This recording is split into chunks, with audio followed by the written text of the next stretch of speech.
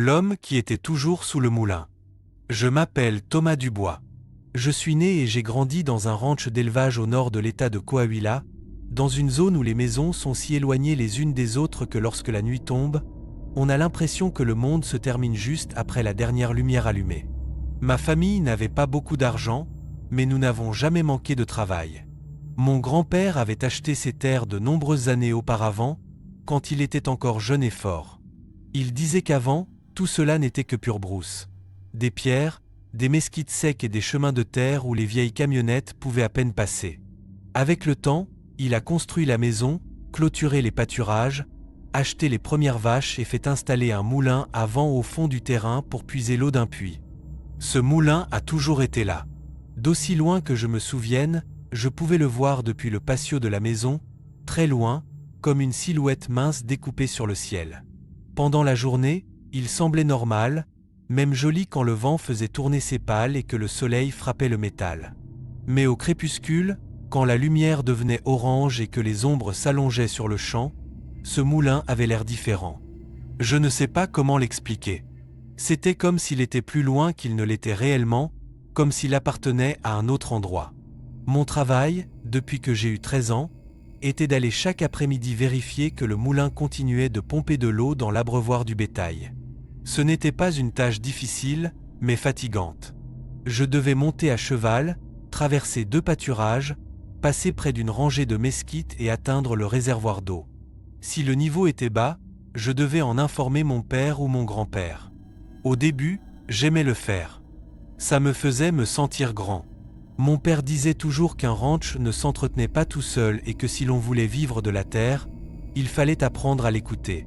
Je ne comprenais pas très bien cette idée d'écouter la terre, mais avec les années, j'ai commencé à savoir quand il allait pleuvoir à l'odeur de l'air, quand une vache était malade à la façon dont elle s'écartait du groupe et quand un cheval sentait quelque chose d'étrange bien avant qu'on ne puisse le voir. Le cheval que j'utilisais s'appelait Éclair. C'était un animal noble de couleur marron foncé, avec une tache blanche entre les yeux. Mon grand-père disait qu'il était plus intelligent que beaucoup de gens. Il ne s'effrayait jamais sans raison. Il pouvait traverser des vipères, passer près de chiens féroces et rester immobile même en cas de tempête. C'est pourquoi ce qui a commencé à se passer cet après-midi-là m'a tellement surpris. Je me souviens que c'était fin août. La chaleur avait été forte toute la journée, de ces chaleurs sèches qui font que la terre se fissure et que la poussière colle à la gorge. Ma mère m'avait donné une bouteille d'eau et m'avait demandé de ne pas tarder car le ciel se remplissait de nuages vers l'ouest. J'ai monté Éclair et je suis parti comme toujours. Le chemin jusqu'au moulin m'était très familier. Je suis passé près du grand enclos, j'ai traversé la vieille clôture et j'ai suivi le sentier marqué par les empreintes du bétail. Les vaches étaient calmes, certaines couchées à l'ombre des mesquites. Tout semblait normal, mais quand il me restait environ 100 mètres pour arriver au moulin, Éclair a ralenti. Au début, j'ai pensé qu'il avait marché sur une pierre ou que quelque chose le gênait à son faire. Je lui ai parlé doucement, comme mon grand-père me l'avait appris. « Allez, mon garçon !» Le cheval a avancé de quelques pas, puis s'est arrêté complètement. Je lui ai donné un petit coup de talon. Il n'a pas bougé. Alors il a levé la tête et a regardé vers le moulin. J'ai regardé aussi. C'est là que je l'ai vu sous le moulin, juste à côté d'une des pattes métalliques, il y avait un homme debout. Il était immobile, très immobile. Il portait un large chapeau et des vêtements sombres. Je ne pouvais pas bien voir son visage car le soleil se couchait derrière lui et son corps ressemblait à une ombre. J'ai pensé que c'était peut-être un ouvrier d'un ranch voisin, quelqu'un qui s'était perdu ou qui venait demander de l'eau. Ce n'était pas courant, mais ça pouvait arriver. J'ai levé la main et j'ai crié « Bon après-midi ». L'homme n'a pas répondu. Éclair a ramené ses oreilles en arrière. J'ai ressenti un léger malaise à l'estomac, mais j'ai essayé de ne pas y prêter attention. Mon père s'énervait toujours quand j'exagérais les choses, alors j'ai pris une grande inspiration et j'ai essayé d'avancer. Le cheval a fait 2 pas. L'homme était toujours là, il n'a fait aucun mouvement. Ce qui était étrange, c'est que plus je m'approchais, plus il semblait s'éloigner. Il ne marchait pas, il ne faisait pas de pas, il était simplement un peu plus en arrière chaque fois que je clignais des yeux. D'abord, je l'ai vu coller à la patte du moulin, puis je l'ai vu près du réservoir d'eau, ensuite, quelques mètres plus loin vers les mesquites, je suis resté glacé. Je ne comprenais pas comment il pouvait bouger sans bouger. J'ai de nouveau crié. « Puis-je vous aider ?» Le vent a fait tourner les pales du moulin avec un grincement long et sec. L'homme n'a pas répondu. J'ai senti la chair de poule sur mes bras. Éclair a commencé à respirer fort.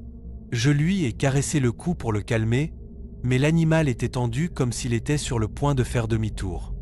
J'ai essayé de mieux regarder l'homme. Son chapeau était incliné vers le bas. La chemise semblait vieille, collée au corps. Le pantalon était sombre, peut-être noir ou marron très sale. Je n'ai pas pu voir ses mains ni ses pieds, juste cette silhouette immobile, mince, silencieuse. Alors le moulin a cessé de bouger, ce ne fut pas peu à peu, il s'est arrêté d'un coup. Le vent continuait de souffler car je pouvais le sentir sur mon visage et voir comment il agitait l'herbe sèche, mais les pales restaient immobiles. Cela m'a fait plus peur que l'homme. Je ne sais pas pourquoi cela m'a semblé impossible. Éclair a soufflé et a commencé à reculer. Cette fois, je n'ai pas essayé de l'arrêter. J'ai fait demi-tour et je suis rentré à la maison sans vérifier l'eau. Pendant tout le chemin, j'ai senti que quelqu'un m'observait de derrière. Je voulais me retourner, mais je ne l'ai pas fait.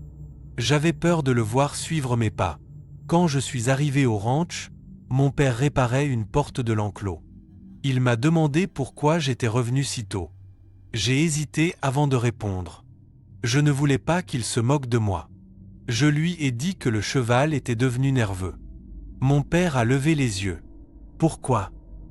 Je ne sais pas. Il y avait quelqu'un près du moulin. Mon père a arrêté de marteler. Qui ? Je ne l'ai pas bien vu. Un homme portait un chapeau.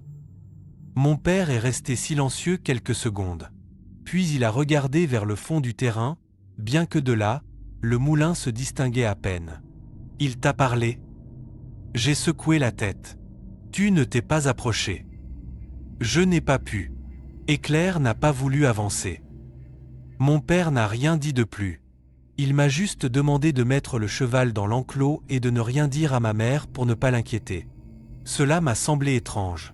S'il avait pensé que c'était n'importe qui, il serait venu avec moi vérifier, mais il ne l'a pas fait. Ce soir-là, nous avons dîné de haricots, de tortillas et de fromage frais. Ma mère parlait de choses de la maison. Ma sœur cadette racontait quelque chose de l'école. Mon grand-père, comme toujours, mangeait lentement sans dire grand-chose. Je ne pouvais pas m'empêcher de penser à l'homme. Après le dîner, je suis sorti dans le patio.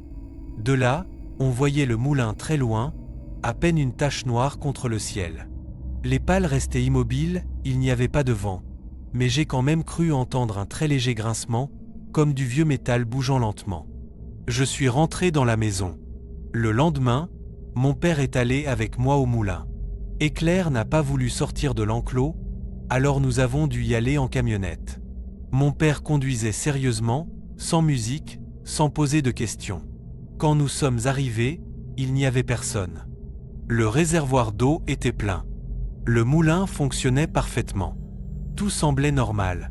Mon père est descendu, a vérifié les bases métalliques, a regardé autour de lui et a marché vers les mesquites. Je suis resté près de la camionnette. Il y avait quelque chose dans cet endroit qui se sentait différent. L'air était plus froid, pas beaucoup, mais suffisamment pour le remarquer. Mon père est revenu après quelques minutes. Il n'y a pas de traces, a-t-il dit. J'ai regardé le sol. C'était de la terre sèche. N'importe qui aurait laissé des marques. Il n'y avait rien, ni empreinte, ni branche cassée, ni signe que quelqu'un ait été là. Mon père m'a regardé avec une expression que je n'ai pas su comprendre. Peut-être as-tu mal vu à cause du soleil. J'ai voulu le croire, j'ai vraiment voulu, mais Éclair ne s'est plus approché du moulin. Les jours suivants, chaque fois que j'essayais de l'emmener par ce chemin, il s'arrêtait avant d'atteindre la ligne de mesquite. Il ne devenait pas violent, il ne hennissait pas, il restait juste immobile, regardant vers le moulin, les oreilles en arrière. Les vaches aussi ont commencé à se comporter bizarrement. Avant, elles s'approchaient de l'abreuvoir sans problème, mais maintenant beaucoup restaient loin, formant un groupe compact. Certaines mugissaient en regardant vers le moulin, comme si quelque chose d'invisible rôdait autour de l'eau. Mon grand-père fut le premier à le remarquer. Un après-midi, je l'ai vu debout devant l'enclos, observant le fond du terrain. Je me suis approché et je lui ai demandé ce qu'il regardait. Il n'a pas répondu tout de suite. Il avait les yeux fixés sur le moulin. « As-tu vu un homme là-bas » m'a-t-il demandé. J'ai ressenti un coup froid dans la poitrine. « Oui, grand-père. » Il a serré la mâchoire sous le moulin, j'ai hoché la tête. Mon grand-père a fait le signe de la croix. Cela m'a fait plus peur que tout, car mon grand-père n'était pas un homme facile à effrayer. Il avait vécu des sécheresses, des tempêtes, des accidents avec des animaux, des nuits seules dans la montagne. Je ne l'avais jamais vu réagir ainsi. « N'y retourne plus seul » m'a-t-il dit. Qui était-ce ? Mon grand-père n'a pas répondu, il a juste fait demi-tour et a marché vers la maison. Cette nuit-là, j'ai entendu mon père et mon grand-père discuter à voix basse dans la cuisine. Je n'ai pas tout compris, mais j'ai réussi à entendre quelques mots. Il est revenu. Je pensais que c'était fini.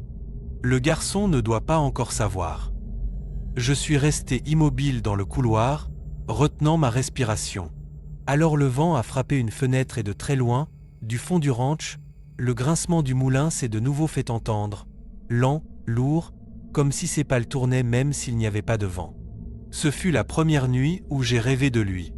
J'ai rêvé que je marchais seul dans le pâturage. Le ciel était rouge comme au crépuscule, mais il n'y avait pas de soleil. Le moulin tournait lentement. Sous lui se tenait l'homme au chapeau. Il me tournait le dos, je voulais courir, mais mes jambes ne répondaient pas. Alors l'homme a commencé à tourner la tête très lentement, sans bouger le corps. Avant de voir son visage, je me suis réveillé. Je transpirais.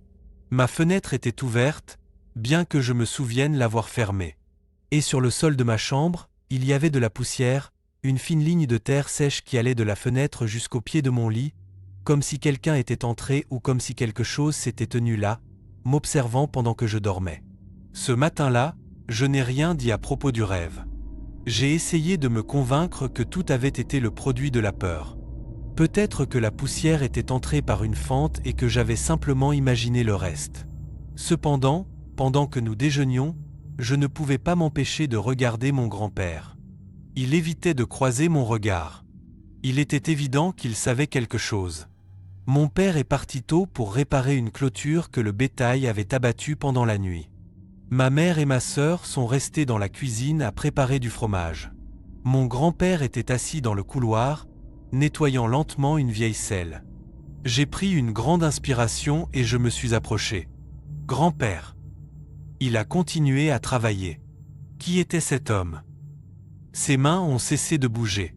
Il est resté silencieux pendant plusieurs secondes avant de lever les yeux vers le moulin, à peine visible au loin. Il y a de nombreuses années, avant ta naissance, même avant que ton père ne se marie, un cow-boy nommé Euseb travaillait ici. C'était un homme silencieux. Il vivait seul dans une petite maison en adobe près du ruisseau asséché. Il ne se mêlait jamais de rien et connaissait le ranch mieux que n'importe lequel d'entre nous. Chaque après-midi, il allait au moulin pour vérifier l'eau, exactement comme toi. Un après-midi de septembre, une terrible tempête s'est levée. Le vent était si fort qu'il a arraché des arbres entiers. Je lui ai crié de revenir, mais il a dit qu'il allait d'abord sécuriser le moulin pour qu'il ne se casse pas. Il n'est jamais revenu. Le lendemain, nous avons trouvé son cheval errant seul. Nous l'avons cherché pendant des heures. Finalement, nous l'avons trouvé sous le moulin. Le corps était là, mais il y avait quelque chose que nous n'avons jamais pu expliquer. Il n'avait pas une seule blessure, ni coup, ni morsure d'animaux. Il était simplement mort, comme si son cœur avait cessé de battre d'un moment à l'autre. J'ai dégluti et depuis, mon grand-père a hoché la tête lentement. Certaines personnes ont commencé à le voir au crépuscule, toujours debout sous le moulin, toujours avec son chapeau. Il ne parlait jamais, ne poursuivait personne, il était juste là. J'ai senti un frisson me parcourir le dos. Papa l'a vu aussi. Mon grand-père a mis quelques secondes à répondre. Oui, plus d'une fois. C'est pourquoi il n'a jamais voulu que tu y ailles seul quand tu as commencé à grandir, mais il a cessé d'apparaître pendant de nombreuses années. Nous pensions que c'était fini jusqu'à ce que tu le vois. Ces mots m'ont laissé inquiet toute la journée. J'essayais de travailler, mais mon esprit revenait sans cesse à la figure immobile sous le moulin. Cet après-midi-là, quelque chose s'est produit qui a fini de me convaincre que c'était réel. Le bétail a commencé à courir. Ce n'était pas une énorme panique, mais environ 20 vaches sont sorties du pâturage du fond complètement agitées. Elles mugissaient désespérément en s'éloignant du moulin. Mon père et moi avons monté les chevaux pour les rassembler. Quand nous étions près du réservoir d'eau, Éclair s'est de nouveau arrêté. Il n'a même pas voulu traverser la ligne de mesquite. Les autres chevaux aussi ont commencé à s'inquiéter. Mon père a froncé les sourcils. « Reste ici ». Il est descendu de cheval et a marché seul. Je l'ai observé avancer lentement parmi l'herbe sèche. Soudain, il est resté immobile. Il regardait vers le moulin. Je ne pouvais pas voir son visage d'où j'étais, mais j'ai remarqué comment son corps s'est tendu. Il a reculé de 2 pas, puis a fait demi-tour et est revenu presque en courant. Il n'a absolument rien dit, il est juste remonté. On s'en va. Que s'est-il passé ensuite? Pendant le chemin du retour, personne n'a parlé. Ce n'était pas normal. Quand nous sommes enfin arrivés dans le patio, mon père a gardé le silence jusqu'à ce qu'il soit sûr que ma mère ne puisse pas l'entendre. Alors il m'a regardé fixement. « Ne t'approche plus du moulin quand le soleil se couche. »« Tu l'as vu ?» Mon père a respiré profondément. « Oui. » J'ai senti un nœud dans la gorge. « C'était le même ?» a-t-il hoché la tête. « Il était exactement là où tu as dit, mais quand j'ai voulu m'approcher, il était déjà plus loin, comme si le terrain grandissait entre nous. Cette nuit-là, je n'ai presque pas dormi.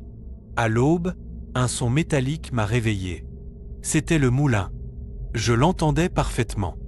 Les pales grinçaient encore et encore. Elles tournaient lentement. J'ai ouvert la fenêtre. Il n'y avait pas de vent, pas une seule branche ne bougeait. Malgré cela, le grincement continuait. Je me suis penché vers le patio. Tout était sombre. Alors j'ai distingué une silhouette marchant entre les enclos. J'ai pensé que c'était mon père. J'étais sur le point de l'appeler, mais la silhouette portait un chapeau et marchait en direction du Molino. JNAI Papiyumi Rendormer. Le lendemain matin, j'ai trouvé mon grand-père en train de prier devant une petite croix en bois qu'il avait près de la grange. Je ne l'avais jamais vu faire ça. 3 jours se sont écoulés sans que rien ne se passe. Peu à peu, j'ai commencé à me calmer jusqu'à ce que le samedi arrive. Mon père et mon grand-père ont dû se rendre tôt au village pour acheter de la nourriture pour le bétail. Ma mère est restée à faire du fromage. J'en ai profité pour réparer une clôture du moulin. Je ne voulais pas y aller, mais je ne voulais pas non plus paraître lâche. Je suis sorti avant midi. Tout était calme. J'ai travaillé pendant plusieurs heures. Le soleil a commencé à descendre. Quand j'ai eu fini, j'ai regardé l'horloge. Il était plus tard que je ne l'imaginais. J'ai ressenti un vide dans l'estomac. Le moulin était à peine à environ 50 m pendant un instant. J'ai pensé partir immédiatement, mais alors j'ai entendu quelque chose, une voix très basse, comme si quelqu'un disait mon nom. Thomas. J'ai tourné. Il n'y avait personne. Je croyais avoir imaginé le son. J'ai continué à marcher. Thomas, cette fois c'était plus clair. Cela venait du moulin. Je me suis arrêté. Le vent a commencé à souffler. Les pales ont commencé à tourner lentement. 1, 2, 3 tours. Le grincement a rempli tout le champ. J'ai levé les yeux. Il était là, sous le moulin, exactement comme la première fois. Chapeau, chemise sombre, les bras collés au corps. J'ai commencé à reculer. Alors quelque chose de différent s'est produit. Pour la première fois, l'homme a lentement levé le bras droit et m'a fait signe, comme pour m'inviter à m'approcher. Je ne sais pas pourquoi, mais pendant quelques secondes, j'ai ressenti une immense envie d'obéir. C'était une sensation très étrange, comme si j'oubliais qui j'étais, comme si la seule chose importante était de marcher vers lui.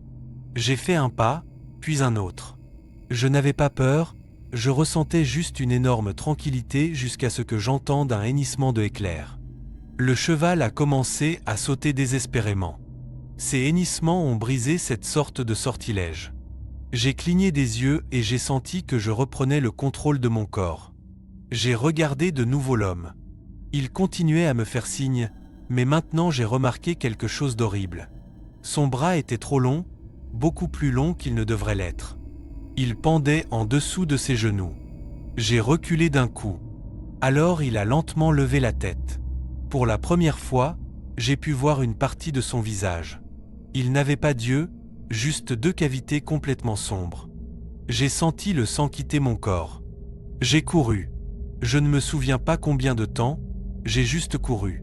Les branches me frappaient le visage, mes bottes glissaient sur la terre sèche. J'entendais le moulin tourner derrière moi, de plus en plus vite, de plus en plus fort. Quand je suis enfin arrivé dans le patio du ranch, ma mère est sortie alarmée. Je pouvais à peine respirer. Mon grand-père et mon père sont revenus presque 1 heure plus tard. Je leur ai tout raconté. Mon grand-père est resté silencieux. Finalement, il s'est levé. Il est entré dans la maison, est revenu avec une petite boîte en bois, l'a ouverte lentement. À l'intérieur, il y avait un vieux chapeau couvert de poussière. C'était le sien. Nous l'avons trouvé à côté de son corps. Nous n'avons jamais voulu le jeter. Mon grand-père a soulevé le chapeau et l'a observé quelques secondes. Puis il a dit quelque chose que je n'oublierai jamais. L'homme que tu as vu n'a pas toujours été lui, la seule chose qui demeure. C'est ce qui reste à attendre sous le moulin. Le silence est tombé sur tout le monde. Personne n'a dit un mot de plus. Le lendemain, très tôt, mon père a décidé de démonter le vieux moulin. Il a engagé plusieurs hommes du village. Ils ont travaillé pendant 2 jours complets. Quand ils ont eu fini, il ne restait que la base en béton. Nous pensions que tout était fini. Les animaux se sont de nouveau approchés du puits. Éclair a cessé d'être nerveux. Pendant plusieurs mois, nous avons vécu tranquillement jusqu'à un après-midi d'hiver. Je revenais du village quand j'ai levé les yeux vers le fond du terrain. Le moulin n'existait plus, il ne restait que le puits. Mais quelqu'un était debout exactement au même endroit. Un homme avec un chapeau, immobile. Tendant. J'ai compris alors qu'il n'avait jamais gardé le moulin.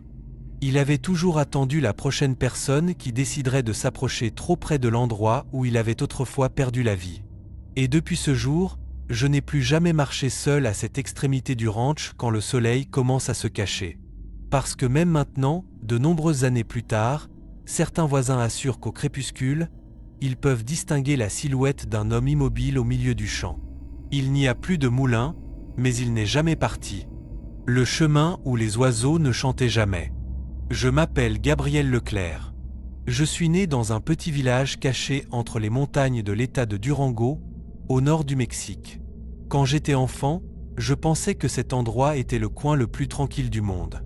Les maisons étaient séparées par de grands terrains, les chemins étaient en terre et tout autour, il n'y avait que des forêts de pins qui semblaient ne jamais finir.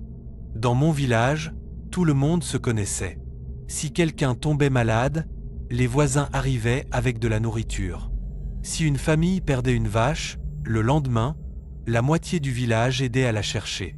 La vie était simple et se déroulait presque toujours de la même manière.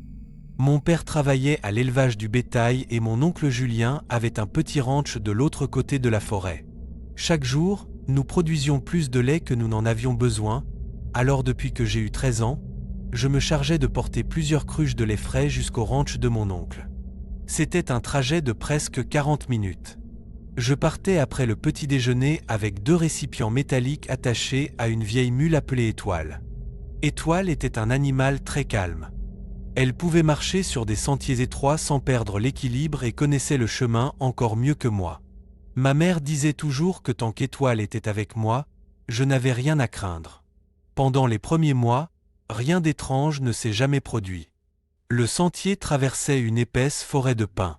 Des 2 côtés poussaient d'énormes troncs couverts de mousse. Le sol était rempli d'aiguilles de pin sèches qui craquaient sous les bottes. Partout, on entendait des oiseaux, des grillons, des écureuils courant entre les branches et le vent frappant la cime des arbres. C'était une forêt pleine de vie, du moins presque partout, car il existait un endroit différent. C'était un très court tronçon du chemin, peut-être une 50aine de mètres. Il n'y avait aucun signe particulier. Les arbres étaient exactement les mêmes, les pierres aussi, mais il suffisait d'y mettre un pied pour sentir que quelque chose changeait. La première fois que je l'ai remarqué, j'ai pensé que c'était mon imagination. Soudain, j'ai cessé d'entendre les oiseaux. Pas un seul chant. Les grillons disparaissaient aussi. Même le vent semblait s'éteindre. Tout était enveloppé dans un silence si profond que je pouvais entendre ma propre respiration. Je me suis arrêté quelques secondes. J'ai regardé vers les branches, espérant découvrir un animal. Rien. J'ai continué à marcher. À peine avais-je traversé ce tronçon. Les sons sont revenus d'un coup. Les oiseaux ont recommencé à chanter. Les insectes ont recommencé leur bruit constant. Même le vent semblait souffler avec plus de force. Quand je suis arrivé au ranch de mon oncle, je lui ai raconté ce qui s'était passé. Il a éclaté de rire. « Tu t'es sûrement endormi en marchant. » J'ai ri aussi. J'ai pensé exactement la même chose. Cependant, le lendemain, cela s'est reproduit, et le jour d'après aussi. Toujours au même endroit, toujours le même silence. Peu à peu, j'ai commencé à savoir parfaitement où commençait ce tronçon. Je n'avais même pas besoin de le voir. Les animaux me le signalaient. Étoile ralentissait, ramenait ses oreilles en arrière et levait la tête comme si elle cherchait quelque chose parmi les arbres. Elle ne s'arrêtait pas, mais elle ne marchait pas non plus tranquillement. Un matin, j'ai rencontré Monsieur Ernest, un voisin du village, qui menait plusieurs vaches vers un autre pâturage. Nous nous sommes salués et avons continué à marcher ensemble pendant quelques minutes.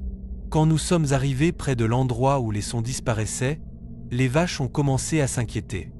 2 d'entre elles ont cessé d'avancer. Une autre a fait demi-tour. Don Ernest a dû la frapper doucement avec une baguette pour les obliger à continuer. « Quels animaux têtus !»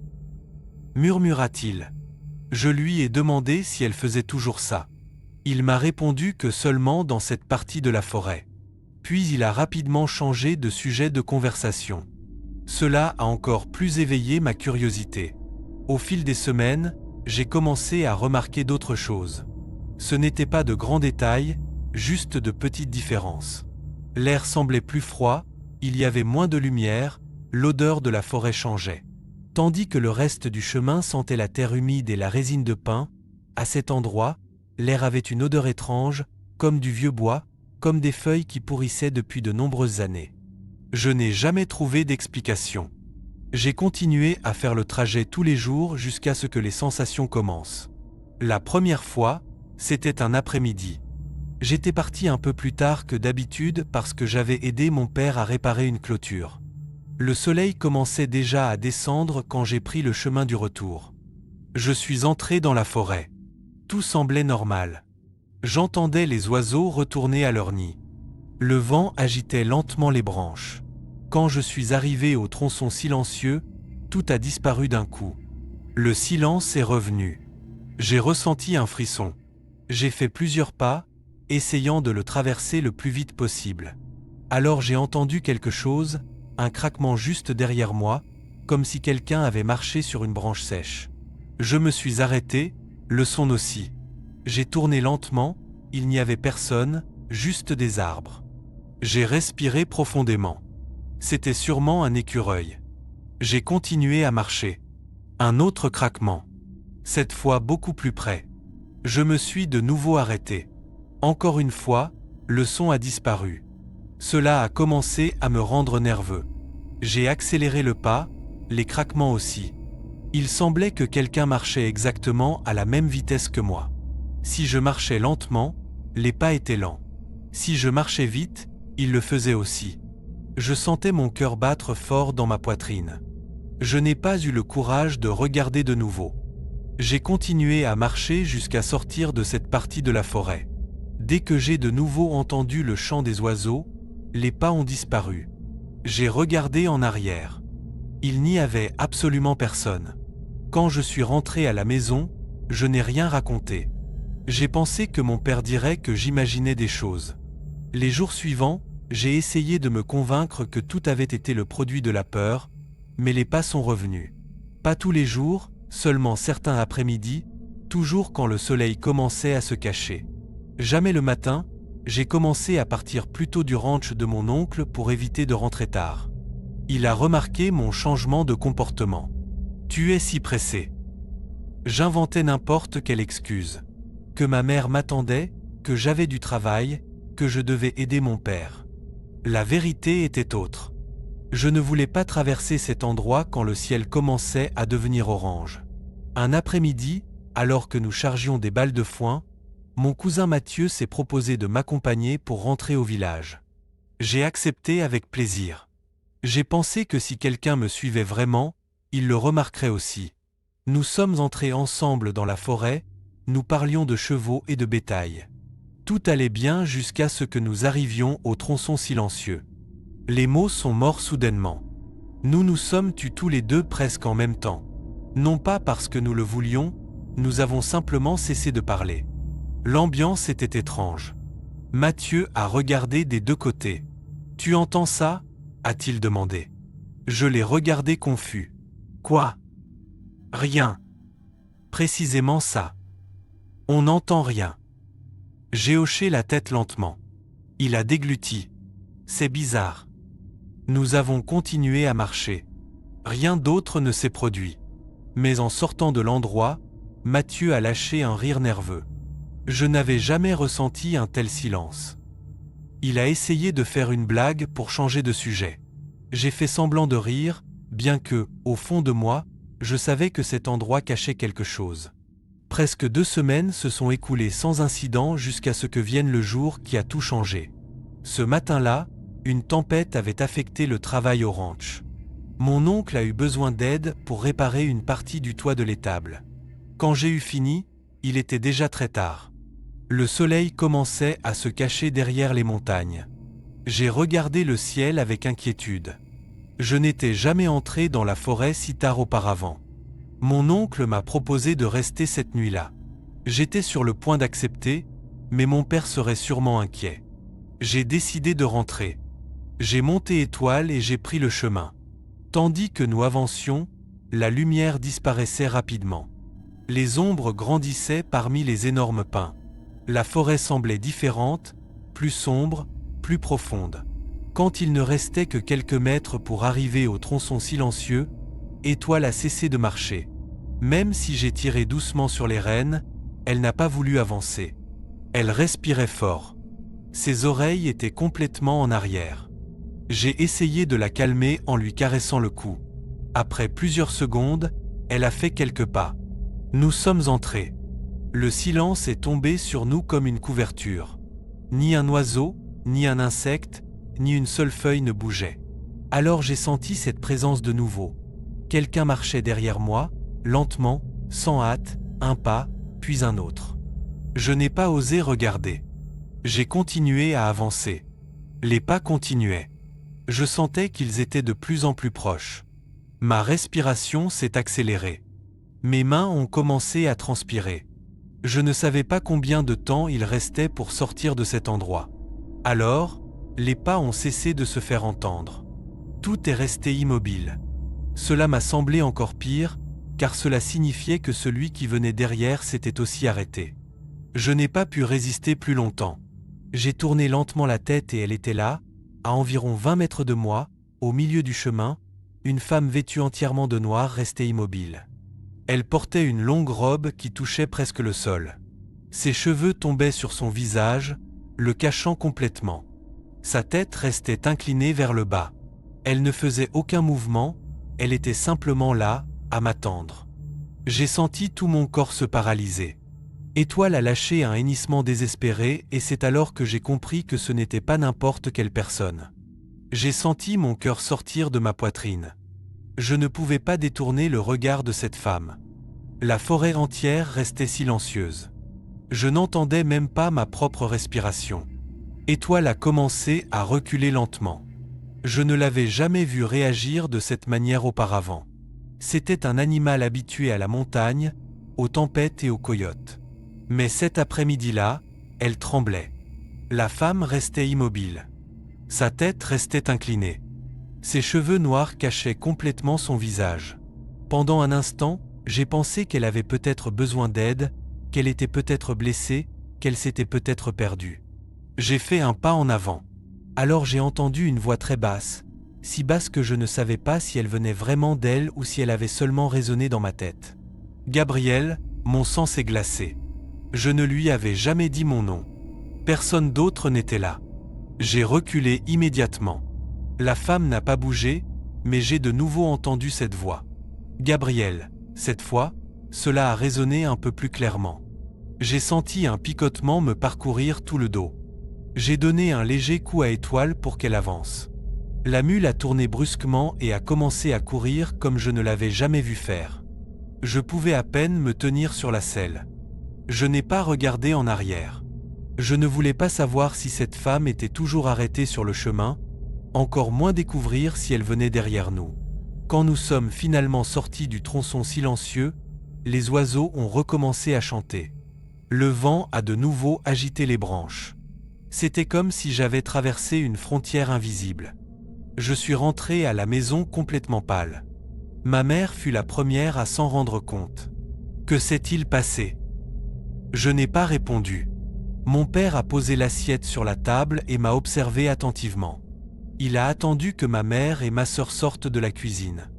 Alors il a parlé à voix basse. « Tu l'as vu ?» J'ai ressenti un frisson. Je ne lui avais même rien raconté. « Comment sais-tu » Mon père est resté silencieux quelques secondes.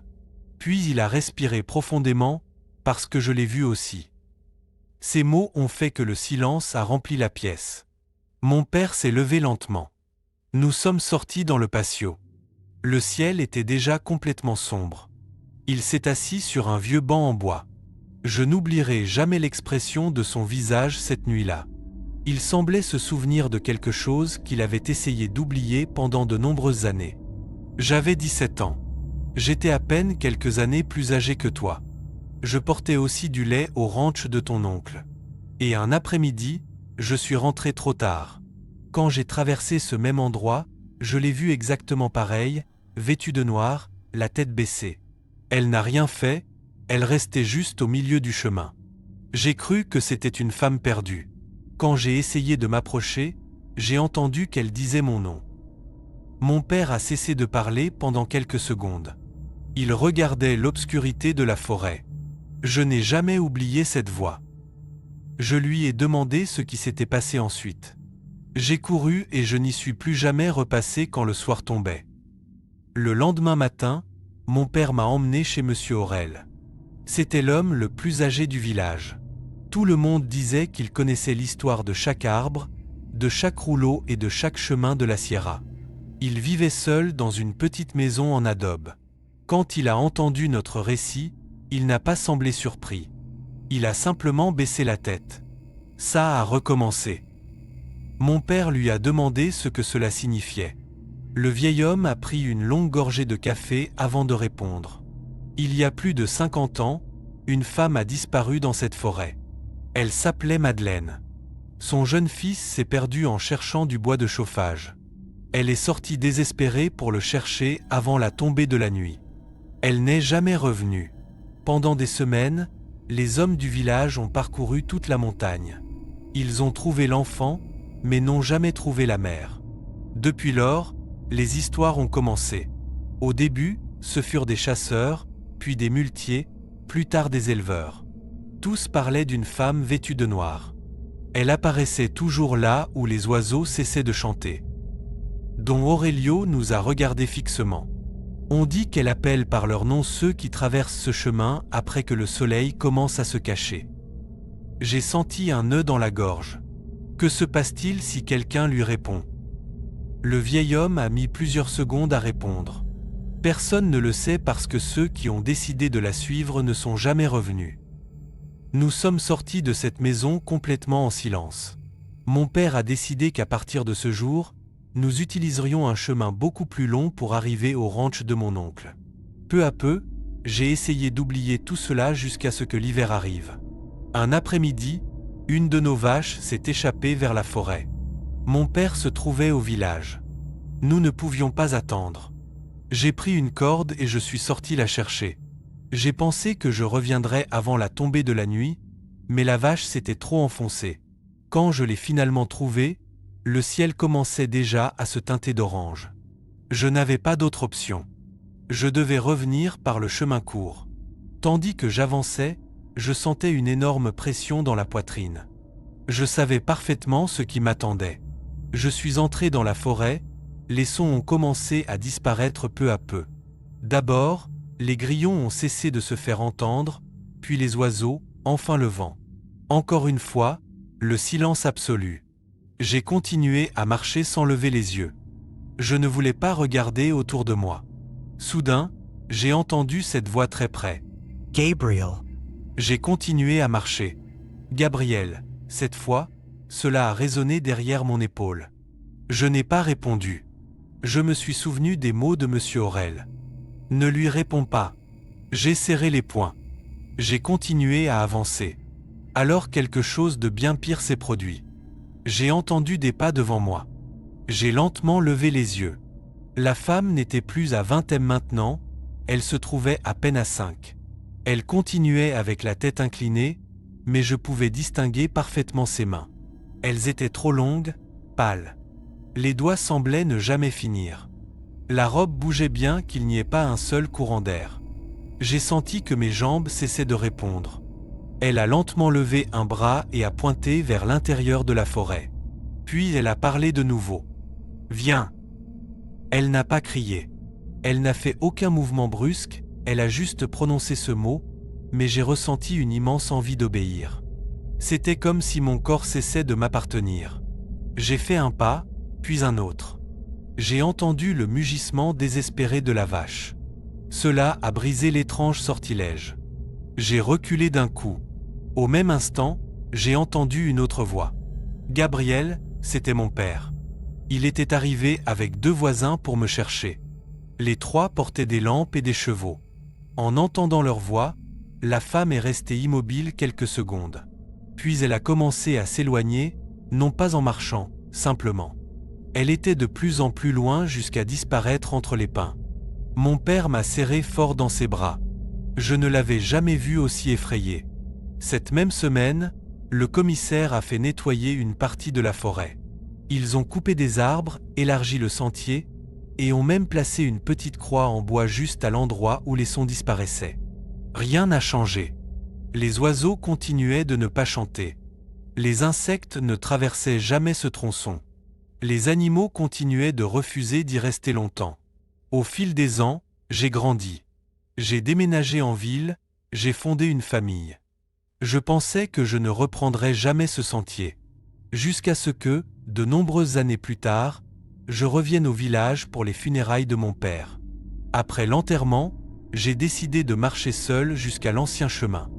Tout était pareil. Les mêmes pins, les mêmes pierres, le même silence. Je me suis arrêté exactement là où commençait cet étrange tronçon. Il n'y avait pas un seul oiseau ni un seul insecte. Alors j'ai vu quelque chose. La vieille croix en bois était toujours là, mais elle n'était plus seule.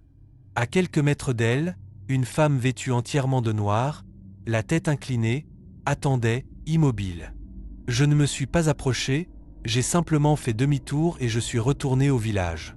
Aujourd'hui, j'ai plus de 50 ans et il y a encore des gens qui vivent dans cette région de Durango. Certains affirment avoir entendu une femme les appeler par leur nom lorsqu'ils rentrent tard chez eux. D'autres disent n'avoir jamais rien vu. Mais tous s'accordent sur une seule chose. Il existe un tronçon de ce vieux chemin où la nature cesse de faire du bruit, un endroit où les oiseaux n'osent jamais chanter et où, lorsque le soleil commence à se cacher derrière les montagnes, il vaut mieux ne pas s'arrêter car quelqu'un attend parmi les pins, quelqu'un qui connaît votre nom avant même que vous ne posiez le pied sur ce chemin. Et si jamais vous entendez une femme vous appeler depuis la forêt, ne répondez pas. Continuez de marcher et ne regardez pas en arrière. La cloche du vieux enclos. Je m'appelle Étienne Dubois. Je suis né dans une petite communauté des montagnes de l'État de Zacatecas, où la plupart des familles vivaient de l'élevage de moutons, de la culture du maïs et de la coupe de bois de chauffage pendant l'hiver. Toute mon enfance s'est déroulée entre des collines couvertes de pâturages, des ravins profonds et des chemins de terre qui disparaissaient dans le brouillard les matins froids. Dès mon plus jeune âge, j'ai appris que garder les moutons était bien plus difficile qu'il n'y paraissait. Il ne suffisait pas d'ouvrir le enclos et de les laisser marcher. Il fallait connaître les collines, savoir où poussaient les meilleurs pâturages, éviter les ravins et surtout, être attentif aux coyotes. Mon grand-père disait que les moutons étaient des animaux calmes, mais très faciles à effrayer. Si l'une court, toute court, il me le répétait toujours. Quand j'ai eu 14 ans, il a commencé à me confier une partie du travail. Chaque matin, avant le lever du soleil, lui et moi menions le troupeau vers les flancs du Mont Blanc. Nous marchions pendant près d'1 heure jusqu'à atteindre une immense vallée couverte d'herbe. Le chemin était toujours le même. Nous traversions un petit ruisseau, montions une pente pleine de nopals et passions ensuite devant un vieux enclos en bois abandonné. Cet endroit était vide bien avant ma naissance. Le toit était enfoncé d'un côté. Les planches étaient pourries. Une partie de la clôture avait disparu. Seule subsistait une vieille structure en bois noir, martyrisée par la pluie et le vent pendant des décennies. Le plus étrange était que, malgré l'abandon, une cloche en bronze pendait toujours au-dessus de l'entrée principale. Elle était petite, ronde, couverte de rouille. Je ne l'ai jamais vue bouger. Mon grand-père évitait toujours de la regarder. Chaque fois que nous passions par là, il accélérait le pas. Je pensais qu'il voulait juste arriver tôt au pâturage jusqu'à ce qu'un jour je lui demande « Pourquoi ne répare-t-il jamais ce enclos ?» Mon grand-père garda le silence quelques secondes parce qu'il n'appartient plus à personne. Cette réponse me laissa plus de doutes que de réponses. Et qui y vivait? Il y a de nombreuses années, un berger. Ce fut tout. Il ne voulut rien dire de plus. Au fil du temps, j'ai commencé à remarquer de petits détails. Les moutons ne s'approchaient jamais trop du vieux enclos. Même s'il y avait de meilleurs pâturages autour, ils contournaient toujours l'endroit. Notre chien de berger, appelé Noir, agissait aussi étrangement. C'était un animal courageux. Il ne craignait ni les coyotes ni les chiens sauvages. Mais chaque fois que nous passions devant le enclos, il marchait très près de nous. Il n'aboyait jamais, ne courait jamais, il observait juste la construction, la queue entre les pattes. Mon grand-père ne semblait pas y prêter attention, comme si c'était tout à fait normal. Un matin d'octobre, il se passa quelque chose que je n'oublierai jamais. Le ciel était complètement dégagé. Il n'y avait pas de vent, pas même un nuage. Les moutons avançaient tranquillement devant nous. Quand nous nous trouvions à environ 20 mètres du vieux enclos, j'ai entendu un son. Cling, cling, cling. C'était une cloche, une petite cloche, très semblable à celle que certains bergers mettaient au cou de la brebis de tête. J'ai levé la tête. La cloche suspendue au-dessus de l'entrée du enclos se balançait lentement. Je l'ai observée pendant plusieurs secondes. Il n'y avait pas de vent. Les branches des pins restaient immobiles. Les feuilles sèches ne bougeaient pas non plus. Pourtant, la cloche continuait de sonner. Clin, clin, clin. Au même instant, quelque chose d'inattendu se produisit. Tout le troupeau s'arrêta. Les moutons commencèrent à lever la tête en même temps. Il semblait qu'ils entendaient exactement le même son que moi. Une seconde plus tard, ils paniquèrent. Ils s'enfuirent en courant vers le bas de la montagne. Certaines poussaient les autres. Plusieurs sautèrent la clôture. D'autres commencèrent à bêler désespérément. Je n'avais jamais rien vu de pareil. Mon grand-père poussa un cri. Nous courûmes tous les deux après elle. Il nous fallut près d'1 heure pour rassembler à nouveau le troupeau. Quand nous revînmes près du enclos, le son avait disparu. La cloche restait complètement immobile. Mon grand-père évita de parler pendant tout le chemin. En arrivant au ranch, il me demanda de ne parler de ce qui s'était passé à personne. Cette nuit-là, nous dînâmes presque en silence.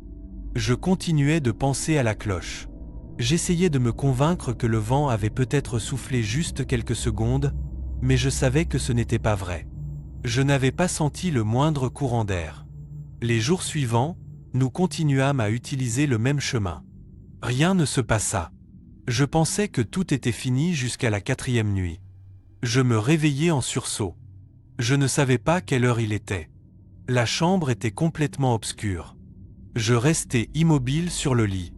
Alors on entendit de nouveau. Clin, clin, clin. J'ouvris lentement les yeux. Le son semblait venir de très loin. De la montagne, de la direction où se trouvait le vieux enclos, je regardai l'horloge qui était sur la commode. Elle indiquait exactement minuit. J'attendis plusieurs minutes. La cloche continua de sonner toujours au même rythme, lente, tranquille, comme si quelqu'un la faisait bouger à la main.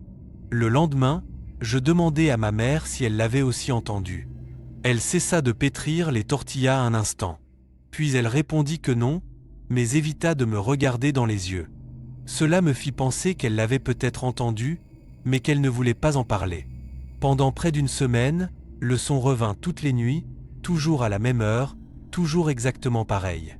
J'étais le seul à l'entendre, semblait-il. Je commençais à mal dormir. Parfois, je me levais et regardais par la fenêtre. De la maison, je pouvais à peine distinguer la silhouette sombre de la colline. Je ne voyais jamais rien, j'entendais juste la cloche se perdre dans l'obscurité. Un après-midi, je décidai de m'approcher du vieux enclos pendant que mon grand-père vérifiait une clôture. Je voulais me prouver que tout avait une explication. Peut-être qu'un animal heurtait la cloche, peut-être qu'elle était mal attachée. Je m'approchai lentement. L'endroit sentait le bois humide et la vieille terre. Je poussai la porte. Les gonds grincèrent. À l'intérieur, il n'y avait absolument rien, juste de la poussière, des planches cassées, une ancienne mangeoire couverte de toiles d'araignée et la cloche pendait juste au-dessus de l'entrée. Je l'observai attentivement. La corde était complètement pourrie. Je pensais qu'il suffirait de la toucher pour qu'elle tombe au sol. Je la tins d'une main. Elle était glacée, beaucoup plus froide que l'air. Je la bougeai légèrement. Elle sonna une seule fois, un son métallique qui résonna dans tout le enclos. Au même instant, Noir commença à aboyer désespérément depuis l'extérieur. Je ne l'avais jamais entendu aboyer de cette manière. Je sortis immédiatement. Le chien ne cessait de regarder vers l'intérieur du enclos. Son poil était hérissé. Il reculait peu à peu, sans quitter des yeux l'obscurité de l'étable. Je suivis son regard. Je ne vis absolument rien, juste des ombres. Quand nous revînmes au ranch, mon grand-père remarqua que j'étais inquiet. Il ne demanda rien, il soupira simplement. Cette nuit-là, la cloche sonna de nouveau, mais cette fois c'était différent. Ce n'était pas une seule cloche qui sonnait. Il semblait y en avoir plusieurs. Cling, cling, cling. Comme si des dizaines de moutons marchaient ensemble au milieu de l'obscurité. Je me levai lentement, marchai jusqu'à la fenêtre. La lune éclairait à peine les montagnes. C'est alors que je vis quelque chose de très loin. Près du vieux enclos, il y avait une silhouette. Un homme portait un chapeau à large bord. Il tenait un long bâton de berger. Il restait complètement immobile, regardant vers la montagne. Je ne pus distinguer son visage, mais j'étais sûr d'une chose. Il n'était pas là quand je m'étais couché. Je sentis un frisson me parcourir tout le corps. À ce moment, j'entendis la porte de ma chambre s'ouvrir lentement. C'était mon grand-père. Il regardait aussi par la fenêtre. Il ne semblait pas surpris. Il resta silencieux pendant plusieurs secondes. Finalement, il parla d'une voix si basse que je pus à peine l'entendre. « Demain, je te raconterai qui était cet homme, mais promets-moi une chose. Ne t'approche plus jamais du vieux enclos quand le brouillard commencera à descendre de la colline, car il y a des cloches qui n'ont jamais cessé d'appeler leur troupeau. » Le lendemain matin, je n'ai presque pas touché au petit déjeuner. Je ne pouvais m'empêcher de penser à la silhouette que j'avais vue pendant la nuit. Mon grand-père restait silencieux, comme s'il attendait le bon moment pour parler. Quand nous eûmes fini de nourrir les moutons, il m'appela pour marcher avec lui jusqu'au vieux noyer qui se trouvait derrière la maison. Il s'assit sur une bûche et alluma lentement une cigarette. Nous restâmes plusieurs minutes sans dire un seul mot. Finalement, il rompit le silence. « L'homme que tu as vu s'appelait Monsieur Mathieu. C'était le propriétaire du vieux enclos. Bien des années avant ma naissance, il était considéré comme le meilleur berger de toute cette région. Personne ne connaissait ces montagnes mieux que lui.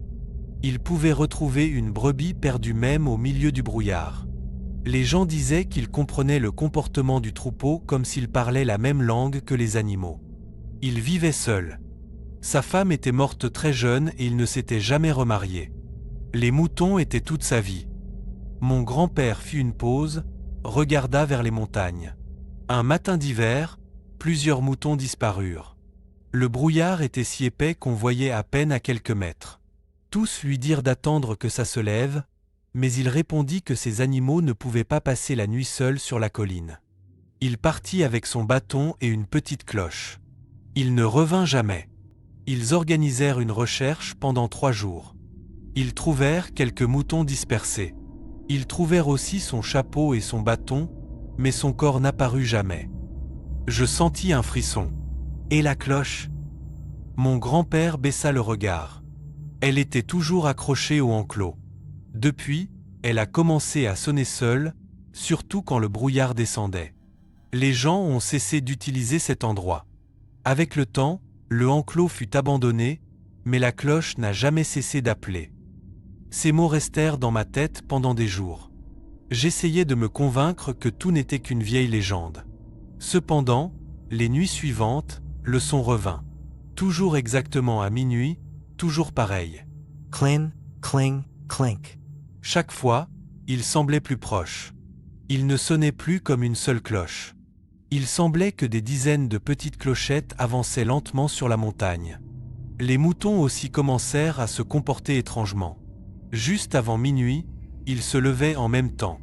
Ils regardaient vers la colline et restaient complètement immobiles. Ils ne bêlaient même pas, ils écoutaient juste. Une semaine plus tard, une brebis disparut. C'était une jeune femelle. Mon père pensa qu'un coyote l'avait emportée, mais nous ne trouvâmes ni sang, ni traces, ni reste, rien. Mon grand-père resta très sérieux. Demain, nous irons tôt, avant que le brouillard ne se lève. À l'aube, nous parcourûmes tout le flanc de la colline. Après presque 2 heures, nous trouvâmes la brebis. Elle était debout devant le vieux enclos, complètement immobile, regardant vers la porte. Elle ne réagit même pas quand nous nous approchâmes. Mon grand-père prit une corde et la ramena. Tandis que nous nous éloignions, j'entendis un léger son. Cling. La cloche venait de sonner une seule fois. Mon grand-père ne se retourna pas, il pressa le pas. Ce même après-midi, le ciel commença à se couvrir. Un épais brouillard descendait lentement du haut de la montagne. Je ne l'avais jamais vu descendre si tôt. Mon père décida de rentrer le troupeau plus tôt que d'habitude, mais juste au moment où nous fermions le enclos, nous découvrîmes qu'il manquait une autre brebis. Cette fois, il était impossible d'attendre le lendemain matin. Mon grand-père prit une lampe à pétrole. Mon père attrapa une lampe de poche. J'insistai pour les accompagner. Après quelques secondes, ils acceptèrent. Nous montâmes par le sentier. Le brouillard était de plus en plus épais. Nous pouvions à peine nous distinguer les uns les autres. Le silence était absolu. Pas un seul oiseau, pas un insecte. Seuls nos pas sur la terre humide. Alors la cloche sonna. Cling, cling, cling. Beaucoup plus fort que jamais. Mon grand-père s'arrêta. Ne vous séparez pas. Nous continuâmes d'avancer. La cloche semblait nous guider.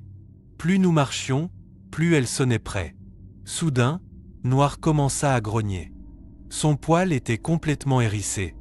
Il regardait fixement vers le brouillard. Moi aussi, je levai les yeux. Au début, je ne distinguais que des ombres. Puis des figures commencèrent à apparaître. C'étaient des moutons. Des dizaines d'entre eux sortaient lentement du brouillard. Ils marchaient dans un silence absolu. Ils ne bêlaient pas, ne bougeaient pas la tête, ils avançaient simplement l'un derrière l'autre. Je sentis un soulagement. Je pensais que c'étaient les nôtres, mais je compris aussitôt que quelque chose n'allait pas. Aucune ne laissait de traces sur la boue. Leurs pattes semblaient glisser sur le sol. Mon père le remarqua aussi. Il recula d'un pas. Alors apparut lui, un homme très grand. Il portait un vieux manteau sombre. Il avait un chapeau usé. Dans une main, il tenait un long bâton de berger. Dans l'autre, une petite cloche en bronze. Elle était identique à celle qui pendait au enclos. Il la faisait sonner lentement en marchant. Clin, clin, clin. Les moutons le suivaient docilement. Aucune ne levait la tête. Aucune ne déviait du chemin. L'homme ne semblait pas non plus nous regarder. Il continuait de marcher la tête légèrement inclinée jusqu'à ce qu'il arrive devant le vieux enclos. Il s'arrêta. La cloche cessa de sonner. Un silence pesant couvrit toute la montagne. Alors il leva lentement le bâton et me désigna directement. Il ne dit pas un seul mot, mais je sentis une énorme impulsion à marcher vers lui. C'était une sensation étrange, comme si quelqu'un avait vidé mon esprit. Je fis un pas, puis un autre. J'entendais de nouveau la cloche. Chaque son semblait appeler mon nom. Mon grand-père cria quelque chose. Je ne compris pas ce qu'il disait. Je voulais juste continuer à marcher. Soudain, Noir se jeta sur moi, me mordit le pantalon et commença à me tirer de toutes ses forces. Je tombai au sol. Le choc me fit réagir. Je clignai des yeux plusieurs fois. Je regardai de nouveau devant moi. L'homme était toujours là, mais maintenant je pus distinguer quelque chose d'horrible. Son visage était complètement couvert par un épais brouillard.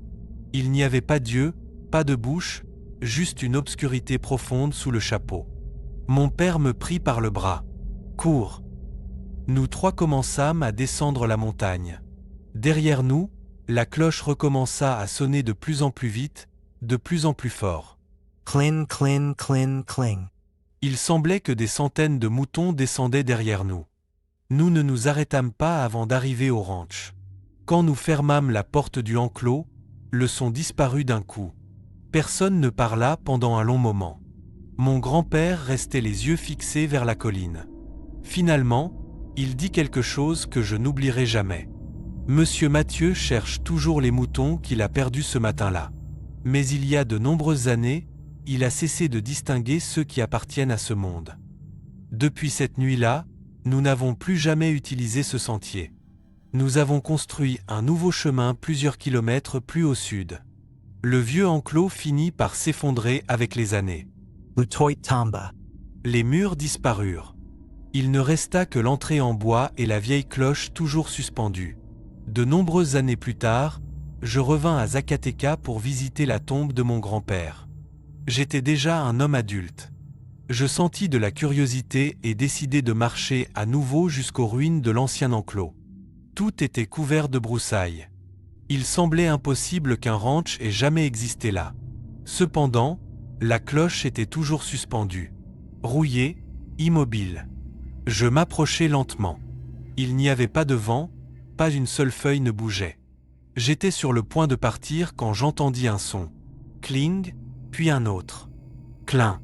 Il ne venait pas de la cloche, il venait de quelque part, caché dans le brouillard qui commençait à descendre de la colline. Alors j'entendis autre chose. Le doux bêlement de dizaines de moutons. Je levai les yeux. La montagne était complètement vide. Il n'y avait pas d'animaux, pas de personnes, juste le brouillard descendant lentement et au milieu de lui la silhouette lointaine d'un berger marchant très lentement tout en faisant sonner une petite cloche. Je n'attendis pas de le voir disparaître. Je fis demi-tour et abandonnai cet endroit.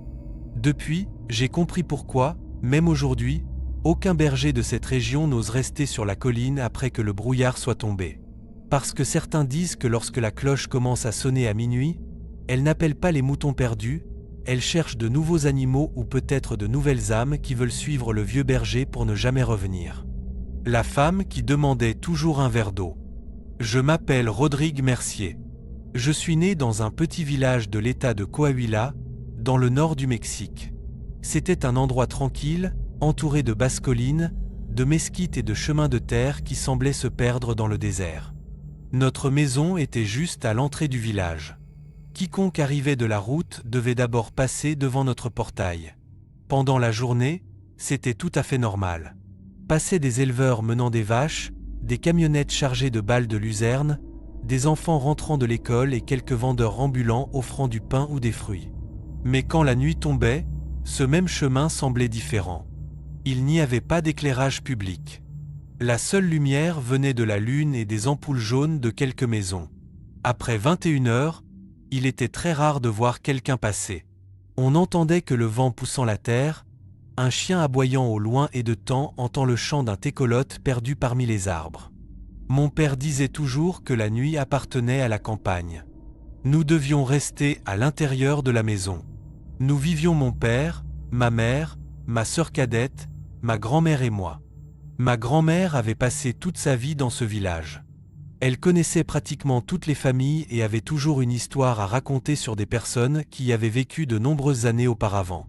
J'aimais l'écouter, bien qu'il y ait un sujet dont elle ne voulait jamais parler, le chemin. Chaque fois que quelqu'un mentionnait le vieux chemin d'entrée du village, elle changeait immédiatement de conversation.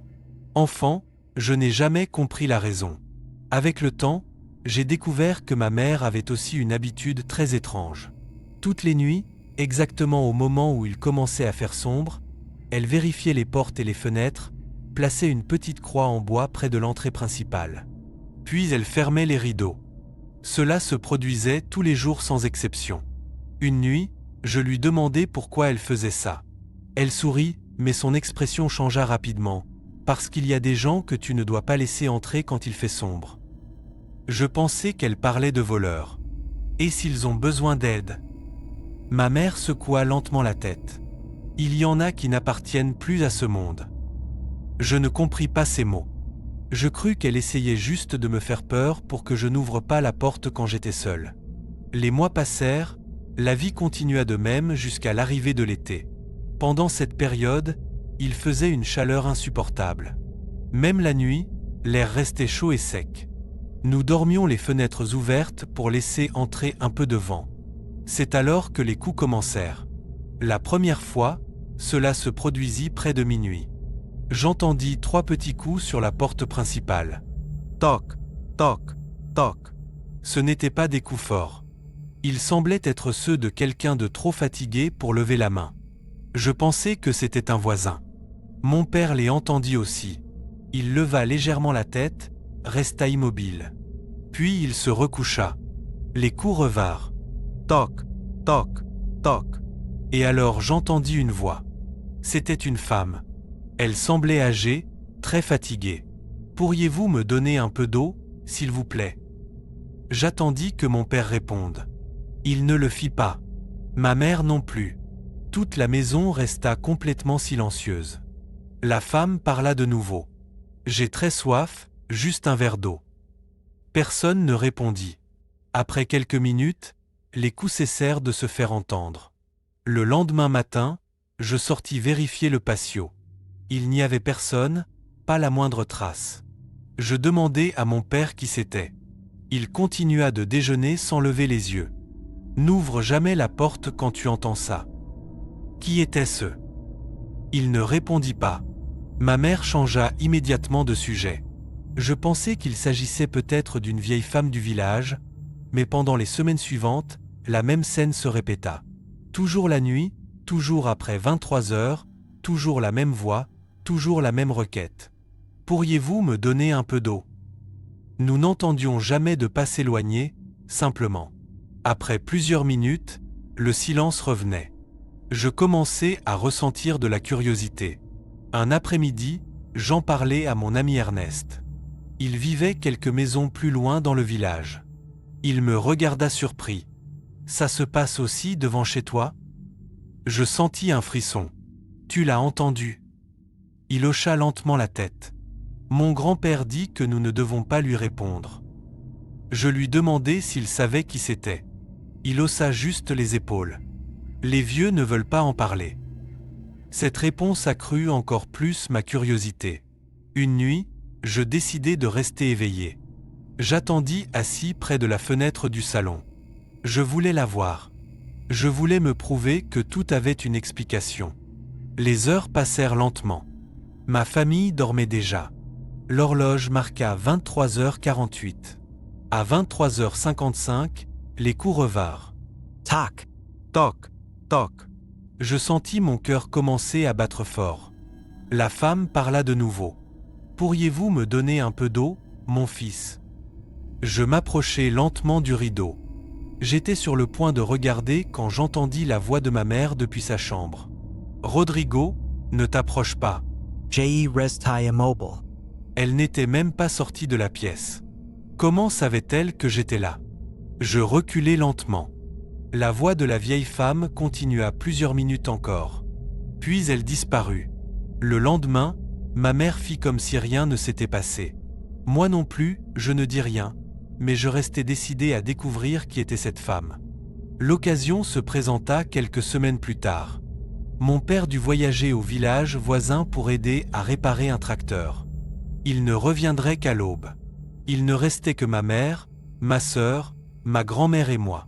Cette nuit-là, la chaleur était insupportable. Pas un seul nuage ne couvrait le ciel. La lune éclairait parfaitement le chemin.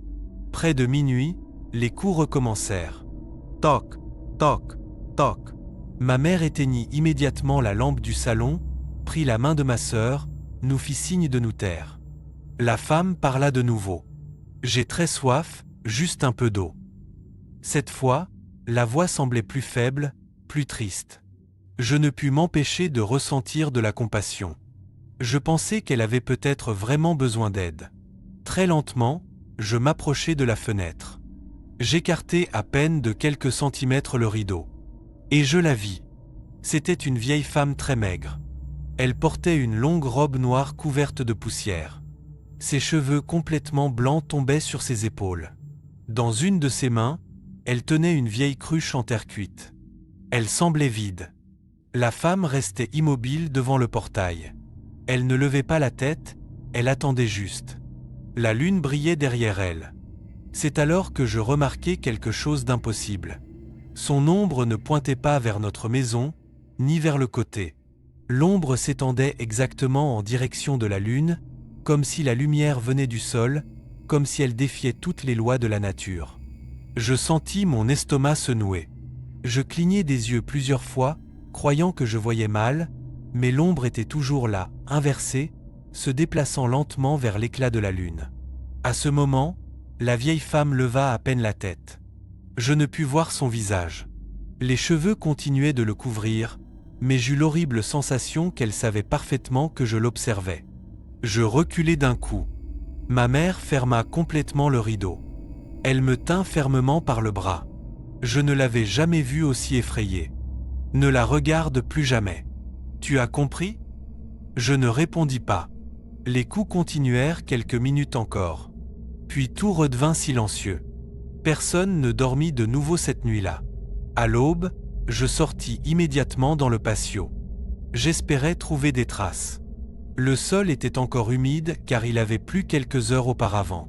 Cependant, devant le portail, il n'y avait pas une seule empreinte, ni de chaussures, ni de sandales, ni même de la cruche que cette femme avait tenue.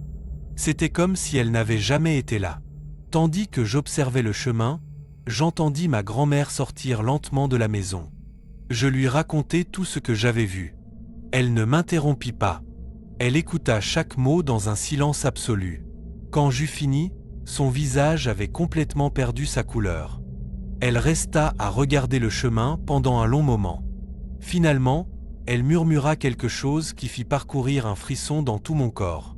Il y a de nombreuses années, il y eut aussi une femme qui marchait sur ce même chemin en demandant un peu d'eau. Mais quand ils la trouvèrent, elle était déjà morte de soif en cherchant son fils disparu. Et depuis, il y a des nuits où elle continue de revenir. Ce matin-là, presque personne ne parla pendant le petit déjeuner. Ma mère évitait de me regarder. Elle savait que j'avais vu la vieille femme.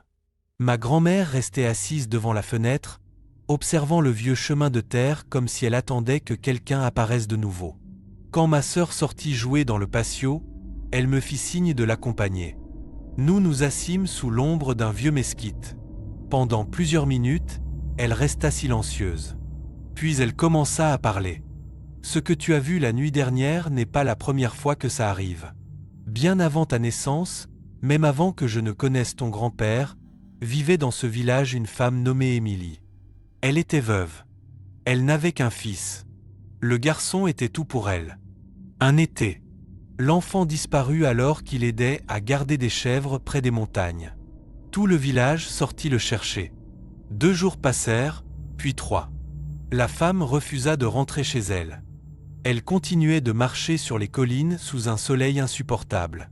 Elle demandait à tous ceux qu'elle rencontrait s'ils avaient vu son fils. Elle ne mangeait pas. Elle buvait à peine de l'eau. Ma grand-mère fit une pause. Ses yeux commencèrent à s'humidifier. Ils la trouvèrent sur ce même chemin. Elle avait une petite cruche vide entre les mains. Elle tenta d'atteindre le village pour demander de l'eau, mais mourut avant d'y parvenir. Je sentis un frisson. Et l'enfant? Ma grand-mère secoua lentement la tête. Il n'est jamais apparu. Depuis, les histoires ont commencé. D'abord, ce furent les muletiers. Ensuite les éleveurs, plus tard les camionneurs. Tous affirmaient avoir vu une femme vêtue de noir marcher sur le chemin pendant les nuits les plus chaudes de l'été. Elle ne demandait jamais d'argent, ne demandait jamais de nourriture, elle disait juste une phrase. « Pourriez-vous me donner un peu d'eau » Je lui demandai pourquoi personne ne l'aidait. Ma grand-mère respira profondément. Parce que ceux qui lui ont ouvert la porte n'ont plus jamais été les mêmes. Certains ont commencé à marcher en dormant, d'autres affirmaient entendre la voix d'un enfant les appelant depuis la montagne et il y en a eu qui ont disparu pour toujours. Ces mots me laissèrent inquiet pendant plusieurs jours. J'essayais de les oublier. Je me répétais que ce n'étaient que des légendes du village. Cependant, chaque nuit, les coups revenaient. Toc, toc, toc. Toujours à la même heure, toujours la même voix. Mon père revint de son voyage et continua d'ignorer les appels comme s'il y était déjà habitué. Un après-midi, je pris mon courage à deux mains et lui demandai directement « Toi aussi, tu l'as vu ?» Mon père cessa d'aiguiser une machette. Il ne répondit pas tout de suite. Puis il leva les yeux. « Quand j'avais ton âge, une seule fois, elle m'a demandé de l'eau. » Je pensais ouvrir la porte, mais mon père m'arrêta. Jamais je n'oublierai l'expression avec laquelle il me regarda. « Si un jour tu l'entends de nouveau, ne lui réponds pas. Peu importe la pitié que tu ressens, n'ouvre pas, ne demande pas, ne sors pas, prie seulement. » Les jours continuèrent de passer jusqu'à ce qu'une nuit, quelque chose de différent se produise. Une forte tempête laissa le village complètement sans électricité. Le vent secouait les fenêtres. Les éclairs illuminaient le chemin pendant à peine quelques secondes. Mon père était sorti avec d'autres voisins pour aider à enlever un arbre tombé près de la route. Il n'y avait que ma mère, ma grand-mère, ma sœur et moi. L'horloge marqua 23h58. Alors les coups recommencèrent. Toc, toc, toc. Mais cette fois, ils étaient plus forts, plus insistants. La voix de la vieille femme sonna beaucoup plus faible. « S'il vous plaît, j'ai très soif. » Ma mère serra ma sœur dans ses bras. Ma grand-mère commença à prier à voix basse. Je restai immobile près de la porte. Alors j'entendis quelque chose que je n'oublierai jamais. La femme commença à pleurer. C'était un pleur profond, désespéré, comme celui de quelqu'un qui souffrait depuis de nombreuses années. « Juste un peu d'eau, s'il vous plaît. » Je ne pus le supporter. Je pensais à ma propre mère. J'imaginais ce qu'elle ressentirait si un jour elle cherchait l'un de nous pendant des jours entiers sous le soleil. Sans y penser, je pris un verre en terre cuite, le remplis d'eau, marchai vers la porte. Ma mère cria mon nom, mais il était déjà trop tard. Je posai la main sur le verrou. Au même instant, notre chien appelé Sultan sortit en courant du jardin arrière. Il n'avait jamais été un animal agressif. Cependant, il se jeta directement sur moi, me mordit le pantalon et commença à me tirer de toutes ses forces. Le verre tomba au sol. L'eau se répandit complètement. La porte resta fermée. Au même moment, ma grand-mère arriva en courant, m'écarta de l'entrée, prit un chapelet qu'elle portait toujours dans la poche de son tablier, commença à prier d'une voix ferme. Les coups continuaient de plus en plus rapides, plus désespérés. Toc, toc, toc, toc. Puis, le silence. Un silence absolu. Nous attendîmes plusieurs minutes. Personne n'osait parler. Mon père revint presque une heure plus tard. Nous lui racontâmes tout. Il ne dit pas un seul mot, il serra juste Sultan dans ses bras. Le lendemain matin, nous trouvâmes quelque chose d'étrange devant le portail. Il y avait une vieille cruche en terre cuite couverte de poussière, très usée. Elle semblait avoir été enterrée de nombreuses années. Le plus inquiétant était qu'il n'y avait pas une seule trace autour. Le sol était encore humide à cause de la pluie. Mon père prit la cruche avec beaucoup de soin, regarda ma grand-mère. Elle hocha simplement la tête. Ce même après-midi, nous marchâmes jusqu'à l'ancien cimetière du village. Ma grand-mère savait exactement où Émilie était enterrée. C'était une tombe simple, oubliée, avec une croix en bois presque détruite. Mon père laissa la cruche près de la croix. Ma grand-mère plaça des fleurs sauvages. Après nous restâmes quelques minutes en silence. Quand nous nous apprêtions à rentrer, il se passa quelque chose que personne n'attendait. Une douce brise commença à souffler. La chaleur disparut pendant quelques secondes. J'entendis clairement une voix très basse, très lointaine. « Merci !» Je regardai rapidement vers la tombe. Il n'y avait personne, juste le vent faisant bouger les fleurs. Ma grand-mère ferma les yeux. Elle semblait avoir entendu exactement la même chose. Depuis cet après-midi-là, les coups cessèrent de se faire entendre devant notre maison. Un été entier passa, puis un autre. Elle n'apparut plus jamais. Au fil des ans, j'ai grandi et je suis parti du village. Je pensais que cette histoire était terminée jusqu'à ce que, de nombreuses années plus tard, je revienne visiter ma mère. Une nuit, je sortis marcher sur le vieux chemin d'entrée. Tout était pareil. La terre, les mesquites, le silence. Soudain, je vis une camionnette arrêtée à quelques centaines de mètres plus loin. Un homme descendit avec une bouteille d'eau à la main. Il semblait parler à quelqu'un au bord du chemin. J'accélérai le pas, mais quand j'arrivai, il n'y avait personne, juste l'homme complètement pâle.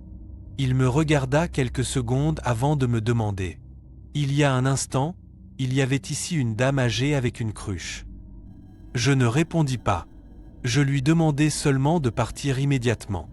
Tandis que la camionnette s'éloignait, je levai les yeux vers le chemin, très loin. Sous la lumière de la lune, je pus distinguer la silhouette d'une vieille femme marchant lentement.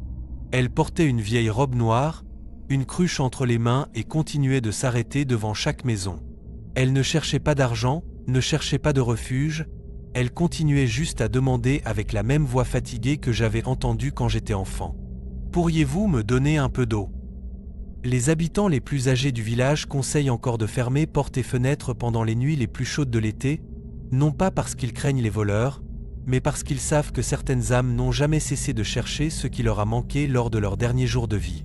Et parce qu'il y en a qui affirment que si jamais tu décides d'ouvrir la porte et de lui donner un verre d'eau, elle te sourira pour la première fois et avant de disparaître, elle te demandera d'une voix à peine audible « As-tu vu mon fils ?» Si tu réponds oui, ils disent que tu marcheras derrière elle sur le vieux chemin jusqu'à te perdre dans l'obscurité et que personne ne te retrouvera jamais. Le puits qui ne reflétait jamais ton visage. Je m'appelle Ignace Rivière. Je suis né dans un petit ranch de maïs au nord de l'État de Chihuahua. Ma famille vivait depuis plusieurs générations sur ces terres. Mon grand-père disait que le ranch avait appartenu auparavant à d'autres familles, même bien avant la Révolution, mais presque personne ne savait exactement qui avait vécu en premier. Notre vie était simple. Au printemps, nous semions le maïs, en été nous nous occupions des cultures, en automne venait la récolte. Et pendant l'hiver, nous réparions les clôtures, les outils et les enclos en attendant la saison suivante. Depuis mon enfance, j'aidais mon père à presque tout. Ça ne me dérangeait pas de travailler, au contraire, j'aimais sentir que je pouvais faire quelque chose d'utile pour la famille. Quand j'ai eu 15 ans, mon père a commencé à me confier une tâche qu'il ne faisait que lui jusqu'alors. Après chaque journée, je devais puiser de l'eau du vieux puits qui se trouvait derrière le champ pour remplir les abreuvoirs du bétail. Ce puits était très ancien. Il était construit avec d'énormes pierres sombres, parfaitement agencées les unes sur les autres. Le bord avait des taches vertes d'humidité et de petites fissures où poussaient des plantes sauvages. Autour, il y avait plusieurs très vieux mesquites. Leurs branches semblaient se pencher sur le puits comme si elles essayaient de le cacher. Je ne me souviens pas d'avoir jamais vu quelqu'un le nettoyer. La lumière parmi les champs de maïs. Je m'appelle Julien Dubois.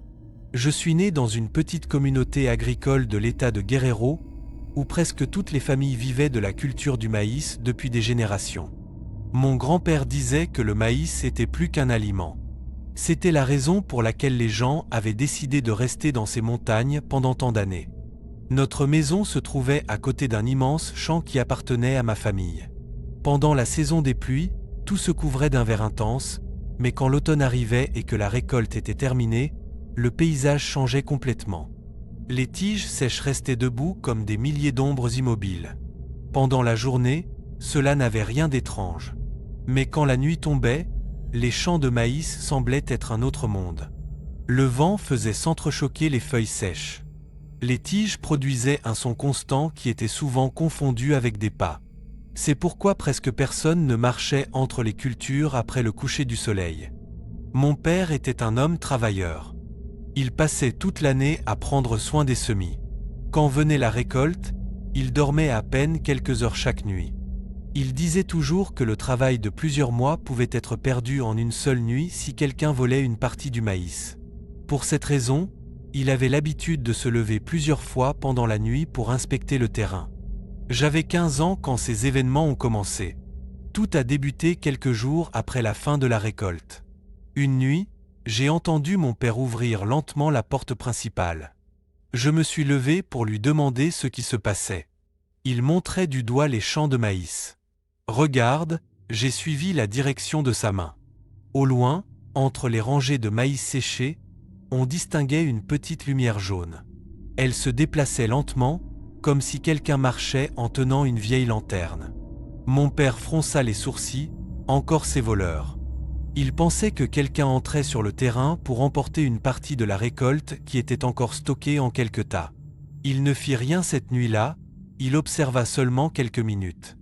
La lumière disparut lentement derrière les champs de maïs.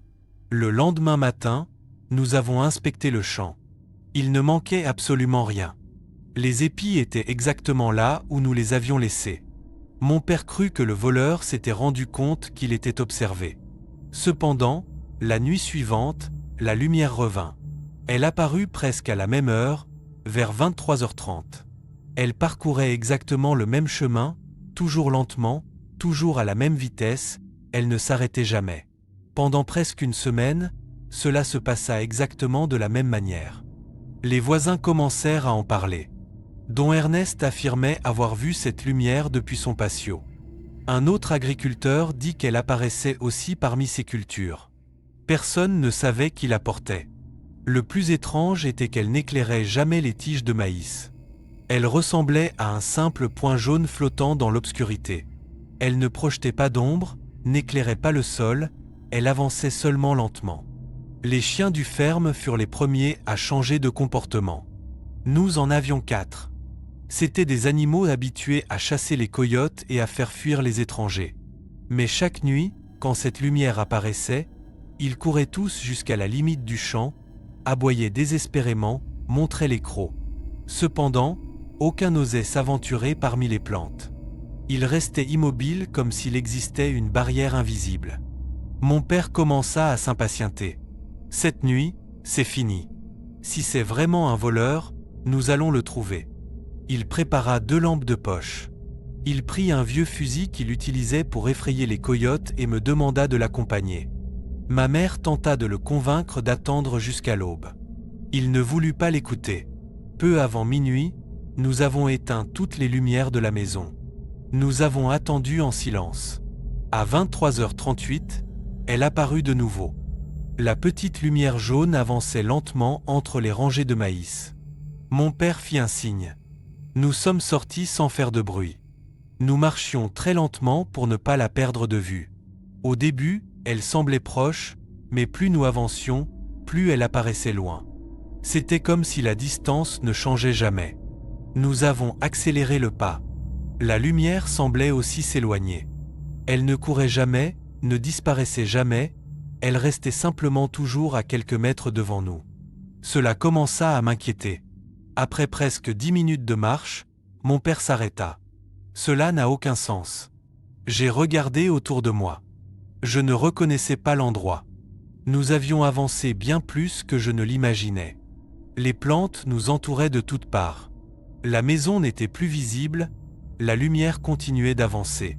Alors elle s'éteignit, pas peu à peu, elle cessa simplement d'exister. Tout devint complètement sombre. Mon père alluma la lampe de poche. Le faisceau de lumière éclaira les plantes sèches. Il n'y avait personne, pas un seul mouvement. Nous avons commencé à inspecter attentivement le terrain. Nous cherchions des traces. Un outil, n'importe quel signe. Après plusieurs minutes, nous avons trouvé quelque chose.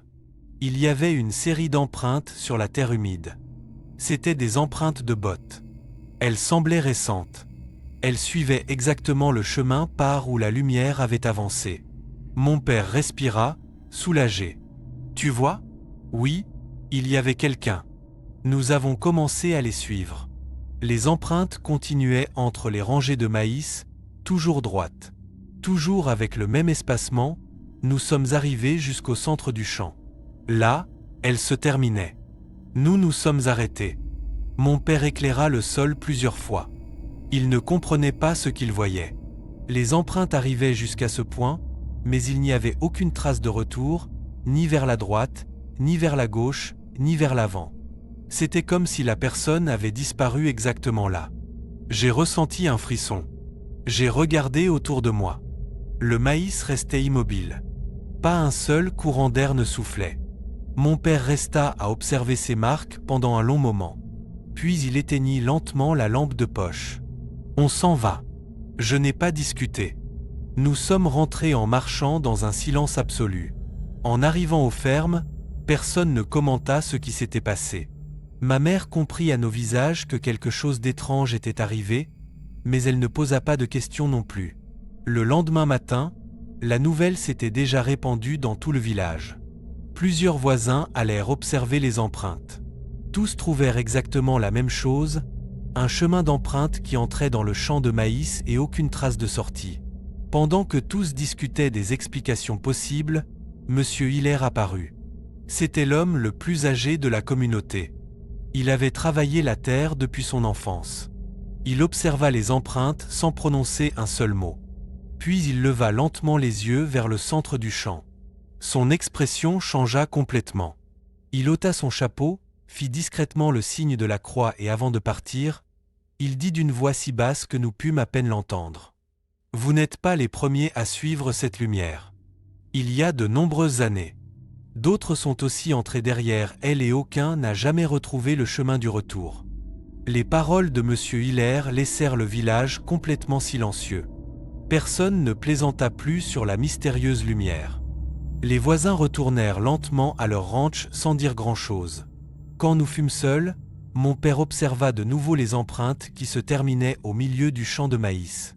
Puis il a pris une branche et a commencé à les effacer. Je ne comprenais pas pourquoi il faisait cela, pourquoi il les effaçait.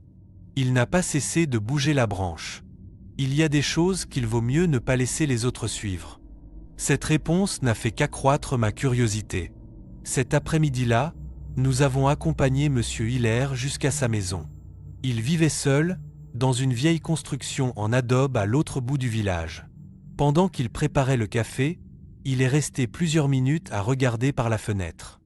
Il semblait hésiter à nous raconter toute l'histoire. Finalement, il a parlé. Il y a près de 50 ans, quelque chose s'est produit que personne n'a voulu mentionner à nouveau. Un paysan nommé Roger vivait là où se trouve maintenant votre terrain. C'était un homme travailleur, il avait un fils unique. Une nuit, pendant la récolte, le garçon a disparu. Tout le monde a pensé qu'il était rentré au village par un autre chemin, mais il n'est jamais revenu. Roger a passé des semaines à le chercher. Il parcourait les champs de maïs chaque nuit avec une vieille lanterne à pétrole. Les voisins essayaient de le convaincre de se reposer. Il répondait toujours la même chose. « Mon fils ne peut pas être seul dans l'obscurité. » Monsieur Hiller a lentement baissé la tête. Un matin, il a également disparu. Ils n'ont trouvé que la lanterne. Elle était toujours allumée. Au milieu du champ de maïs, il n'y avait pas de traces. Il n'y avait pas de signe de lutte, ils n'ont jamais retrouvé son corps. J'ai ressenti un frisson et depuis lors, cette lumière apparaît. Le vieil homme a acquiescé, chaque saison de récolte, toujours après 23 heures, elle parcourt toujours le même chemin. Beaucoup croient qu'il continue de chercher son fils, d'autres disent qu'il ne sait plus distinguer qui appartient à ce monde. Nous sommes retournés aux fermes dans un silence absolu. Cette nuit-là, mon père a fermé toutes les fenêtres avant la tombée de la nuit. Les chiens ont commencé à s'agiter bien avant minuit. Ils aboyaient vers le même endroit que d'habitude, mais aucun ne franchissait la limite du sambradio. À 23h40, la lumière est réapparue. Elle était exactement la même, petite, jaune, se déplaçant lentement entre les plantes sèches. Mon père a éteint sa cigarette. Il n'a pas dit un mot, il a juste observé. Moi aussi, je suis resté près de la fenêtre. Pour la première fois, j'ai eu l'impression que cette lumière était un vieux farol de pétroléo. Elle n'était pas très intense, mais elle ne ressemblait pas non plus à une linterna. Elle se balançait doucement, comme si quelqu'un la portait réellement à la main. Les jours ont continué de passer. Nous essayions de l'ignorer. Cependant, un après-midi, l'un de nos chiens a disparu. Il s'appelait Noir. C'était le plus jeune de tous. Nous avons pensé qu'il aurait poursuivi un lapin. Nous l'avons cherché pendant plusieurs heures. Il n'est pas apparu. Quand il a commencé à faire nuit, nous avons entendu ses aboiements. Il venait du champ de maïs. Mon père a immédiatement pris une linterna. « Allons-y, nous ne pouvons pas le laisser là-bas. » Nous sommes rentrés dans le champ. Les talus secs nous permettaient à peine d'avancer. Les aboiements résonnaient de plus en plus loin. Alors la lumière est réapparue, beaucoup plus près que les autres nuits.